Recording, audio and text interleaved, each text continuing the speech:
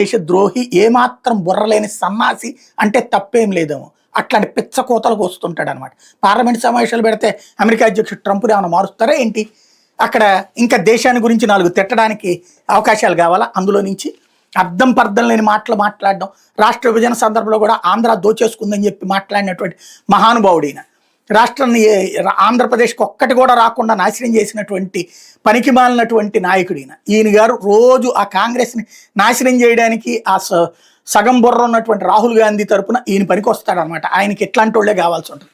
లేకపోతే డిడిఓ వ్యవస్థ బలోపేతం అంటూ డివిజన్ స్థాయిలో ఒకే గూడు కిందకు పిఆర్ఆర్జీ సంక్షేమ శాఖల డివిజన్ స్థాయి కార్యాలయాలు డిడిఓ పరిధిలోకి, డిఎల్పిఓ డ్వామా ఏపీడీ కార్యాలయాలు అదే ఆవరణలోకి కీలక నిర్ణయాలతో పంచాయతీరాజ్ గ్రామీణాభివృద్ధి శాఖ ఉత్తర్వులు అన్నటువంటి వార్తని హైలైట్ చేశారు. అయితే అరెస్ట్ నుంచి రక్షణ కల్పించలేం అంటూ టీడీపీ నేతల హత్యకు సంబంధించిన కేసులో వైసీపీ నేతలు పినేలు రామకృష్ణారెడ్డి ఆయన సోదరుడు పినేలు వెంకటరామిరెడ్డిలకు అరెస్ట్ నుంచి రక్షణ కల్పిస్తూ మధ్యంతర ఉత్తర్వులు ఇచ్చేందుకు హైకోర్టు నిరాకరించింది. బెయిల్ పిటిషన్పై విచారణ ఈ నెల 16కి వాయిదా వేసింది. ఈ మేరకు హైకోర్టు న్యాయమూర్తి జస్టిస్ కొంచెం మహేశ్వరరావు గురువారం ఉత్తర్వులు ఇచ్చారు. పల్నాడు జిల్లా వెల్దుర్తి మండలం గుండ్లపాడుకు చెందిన టీడీపీ నేతలు జవిశెట్టి వెంకటేశ్వర్లు, కోటేశ్వరరావు హత్య కేసులో తమకు ముందస్తు బెయిల్ మంజూరు చేయాలని కోర్టు పినేలు సోదరులు దాఖలు చేసిన వ్యాజ్యం గురువారం విచారణకు రాగా పిటిషన్ల తరపున సీనియర్ న్యాయవాది ఓ మనోహర్ రెడ్డి వాదనలు వినిపించారు. టీడీపీలో ఆధిపత్య పోరు కారణంగా హత్యలు జరిగాయని తదుపరి విచారణకు సదరు అరెస్ట్ నుంచి రక్షణ కల్పించాలని కోరారు.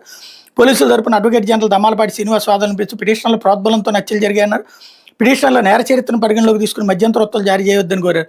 దీంతో పిన్నెల్లి తరపు న్యాయవాది సమర్పించిన పెన్ డ్రైవ్లోని అంశాల వాస్తవికత ఘటన జరిగినప్పుడు పిటిషనర్లు మరో చోట ఉన్నట్టు చెప్తున్న అంశాలపై వివరాలు సమర్పించాలని పోలీసులు న్యాయమూర్తి ఆదేశించారన్నటువంటి వార్తని హైలైట్ చేశారు. ఇది దినపత్రికలో